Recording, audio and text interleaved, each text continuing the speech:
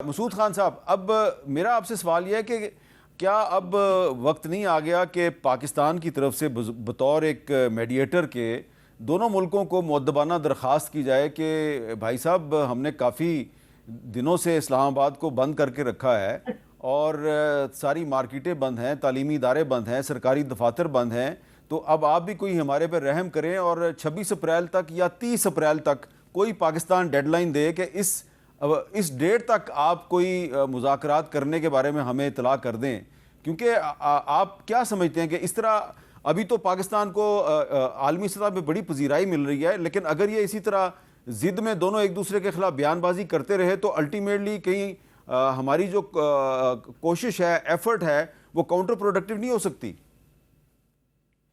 اس سلسلے میں یہ عرض کروں گا کہ ایک تو جو پہلا نغمہ ہاشمی صاحبہ نے جو نقطہ پیش کیا تھا اس میں یہ کہوں گا کہ ایران کے پاس یہ آپشن ہی نہیں ہے کہ وہ ناکہ بندی کے موجود ہوتے ہوئے یعنی جو امریکہ مذاکرات کے لیے ہاں کرتے ناممکن ہے، کیونکہ ان کے جو ہے بہت سے سٹیک ہولڈرز ہیں، اس میں پاسداران انقلاب ہیں، اس کے بعد جو ہے ان کے جو آئیڈیولوجیکل کاؤنسل ہے، نیشنل سیکیورٹی کاؤنسل ہے، اور ان کے بہت سے پاور سینٹرز ہیں، تو وہ اس قسم کا مینڈیٹ نہیں دے سکتے۔ اور یہ بات نہیں کہ ہم نے کوئی اندازہ لگایا ہے، یہ وہ سارے کے سارے ان کے قائدین برملا اس بات کا اظہار کرتے رہتے ہیں، تو یہ ان کے پاس آپشن نہیں ہے جب تک کہ کوئی کانفیڈنس بلڈنگ میجر نہیں ہوگا۔ آج بھی جو باقر کالیواف صاحب کا بیان ہے، انہوں نے کہا کہ اس طریقے سے اس بلاکیڈ کی موجودگی میں وہ مذاکرات کی میز کی طرف نہیں آ سکتے۔ دوسرے یہ ہے کہ وہ یہ بھی ان کے ہاں یہ شبہ پایا جاتا ہے کہ یہ مذاکرات کی مذاکرات کا یہ دور بھی جو ہے نا ایک روز، ایک سموک سکرین کے طور پر نہ استعمال کیا جائے اور پھر حملہ کر دیا جائے۔ یہ بھی میں آپ کو بتاؤں کہ امریکہ کے وزیر جنگ اور وزیر اعظم نتن یاہو یہ کہہ رہے ہیں کہ ہمارے ہاتھ جو ہے وہ ٹریگر کے اوپر ہیں، اور وزیر اعظم نتن یاہو نشانہ تنقید بن رہے ہیں اسرائیل میں کہ جی آپ صدر ٹرمپ کے ہاں میں ہاں ملاتے ہیں، آپ کو نہ کہنی چاہیے۔ اور آج ہی انہوں نے جو ہے اپنے جو فگرز اعداد و شمار ریلیز کیے ہیں کہ ایران کے پاس ابھی بھی 1000 کے قریب بلسٹک میسائلز، کروز میسائلز اور ہائپرسونک میسائلز موجود ہیں، اور ہنڈریڈز آف لانچرز بھی موجود ہیں۔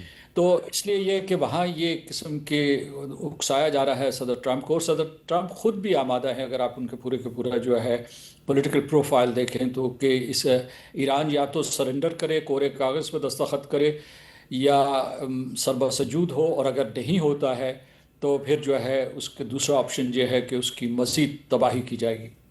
اب دوسرا جو ہے پاکستان کے لیے آپ نے کہا کہ بہت مشکل صورتحال ہے۔ پاکستان جو ہے اس نے یہ دیکھیے 3-4 مرحلوں میں اپنے لیے عزت کمائی۔ پہلے جو ہے علاقائی اتفاق پیدا کیا، پھر چین سے حمایت حاصل کی، اور جب یہ دہلیز اس نے عبور کر لی تو اس کے بعد جو ہے European union, Australia, Canada, Russian federation, Korea, مطلب ساؤتھ کوریا، جاپان، ان سب لوگوں نے پاکستان کی تعریف کی۔ یہ ساری دنیا جو ہے یہ پاکستان کے پیچھے کھڑی ہے۔ لیکن میں آپ کو یہ بتانا چاہتا ہوں کہ حقیقت پسندانہ بات یہ ہے کہ پاکستان کا کلاؤٹ محدود ہے۔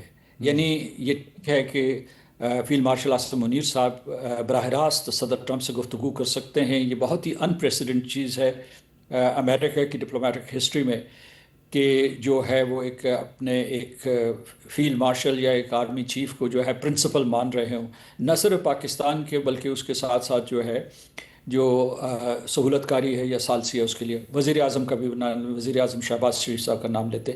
اور اسی طریقے سے یعنی مطلب امریکہ میں ہمارے پاس اعتماد ہے، لیکن امریکہ کی جو اپنی کیلکولس ہے اس کی وجہ سے پاکستان کا جو کلاؤٹ ہے، جو میں نے کہا جو اثر و رسوخ ہے، وہ لامحدود نہیں ہے۔ اسی طریقے سے ایران جو ہے وہ اس شک و شبے میں مبتلا ہو سکتا ہے کہ یہ پاکستان جو ہے بہت زیادہ آگے جا کے جو جنگ بندی کی وکالت کر رہا تھا، اب جو ہے مذاکرات کے اوپر زور دے رہا ہے، اور یہ کہ کچھ ایسی چیزیں ہیں جن کے اوپر وہ سمجھوتا نہیں کر سکتے، اور سمجھوتا کیے بغیر وہ مذاکرات کی میز پہ نہیں آ سکتے۔ تو وہ پاکستان کیوں ایسا کر رہا ہے؟ لہٰذا ہمارے لیے اس وقت جو ہے بہت ہی سینسٹیو، بہت ہی نازک ایک مرحلہ ہے، اور ہمیں اس اعتماد کو بحال رکھنا ہے۔ پاکستان کے پیچھے خلیجی ریاستیں کھڑی ہیں اور باقی جو عالمی برادری بھی کھڑی ہے، لیکن یہ دو جو مخاطبین ہیں، یہ جو انٹرلاکیوٹرز ہیں، ان کا اعتماد برقرار رکھنا اس بات کی دلیل ہوگی اور اس بات کے لیے کو یقینی بنائے گا کہ ہم دوسرے دور کی بھی میزبانی کر سکیں. اچھا، اس کے امکانات روشن ہیں. یہ میں آپ کو بتاتا ہوں. اس کی وجہ یہ ہے کہ نہ امریکہ جنگ چاہتا ہے نہ ایران جنگ چاہتا ہے، لیکن وہ جواب دہ ہیں اپنی کنسٹیٹیوئنسیز کو. جو صدر ٹرمپ ہے میگا کنسٹیٹوئنسی کو یا ریپبلکنس کو، اور یہ جو ہیں ایران کے لوگ جو ہیں وہ یہ کہہ رہے ہیں، خاص طور سے جو ہے جو ان کے قائدین ہیں ان کو یہ کہا جا رہا ہے، جو ان کے آئیڈیولوگز ہیں ان کی طرف سے، کہ جو جنگ آپ میدان جنگ میں نہیں ہارے وہ مذاکراتی میز پر نہ ہارے. اور اس لیے جو ہے یہ پوری کی پوری مزاحمت ہو رہی ہے اور ایران نے ایک بہت سخت پوزیشن لی ہوئی ہے. لیکن پاکستان کو اس وقت اپنی کوششیں جاری رکھنی چاہیے، اور بلکہ میں کیا کہوں کہ وہ جاری ہیں. اور میں ابھی کسی سے بات کر رہا ہوں. آپ نے بڑی اہم بات کی ہے کہ مذاکرات کے سیکنڈ راؤنڈ کے امکانات روشن ہیں. تو یہ آپ کو امکانات روشن نظر آ رہے ہیں، کوئی اس کی ایک بڑی وجہ تو بتائیں.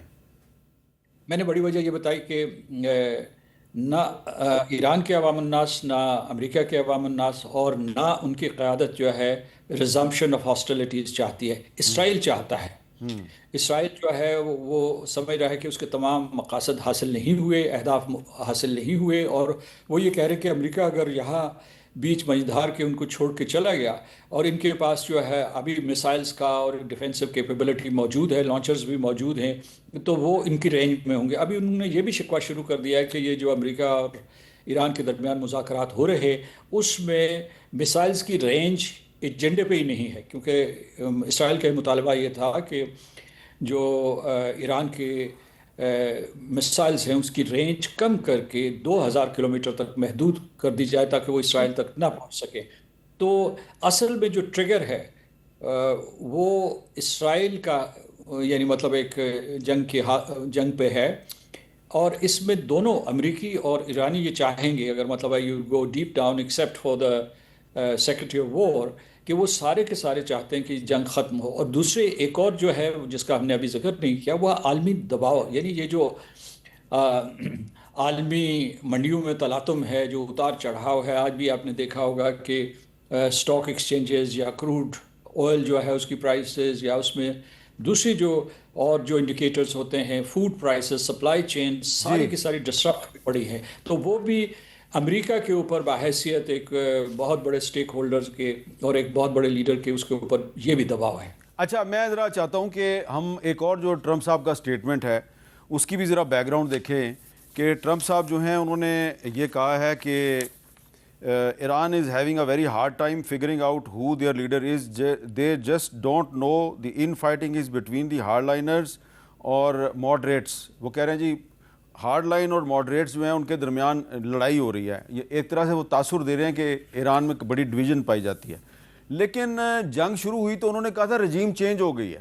وہ رجیم چینج کا ایک دفعہ نہیں، دو دفعہ نہیں، کئی دفعہ ذکر کر چکے ہیں. ذرا میں چاہتا ہوں کہ ان کے سٹیٹمنٹ سنیں آپ. The United States military began operations in Iran. Our objective is to defend the American people by eliminating Iranian regime. We killed all their leadership, and now we have a new group. We have really regime change. You know, this is a change in the regime. We have a regime change like nobody thought was possible. And now we're dealing with the third group of people. And it's a new regime. You know, we got regime change. We do. We're dealing with a much different regime than before. We have regime change. Regime change has occurred because of all of their original leaders' death. But we've had regime change, if you look already. So I would consider that regime change. تو Trump صاحب نے کم از کم 5 مرتبہ یہ کہا کہ ایران میں regime change ہو چکی ہے، لیکن آج وہ کہہ رہے ہیں جی کہ وہاں پہ ماڈریٹس اور ہارڈ لائنرز کے درمیان لڑائی چل رہی ہے، جبکہ ان کے اپنے ملک کے حالات یہ ہیں کہ وہاں پہ ہر دوسرے تیسرے دن کوئی نہ کوئی ٹرمپ ایڈمنسٹریشن کا اہم آدمی جو ہے یا تو اس کو استعفیٰ دینے پہ مجبور کیا جا رہا ہے یا اس کو فائر کر دیا جاتا ہے. تو ایکچولی پرابلم ہے کہاں پہ؟ امریکہ میں ہے یا ایران میں ہے؟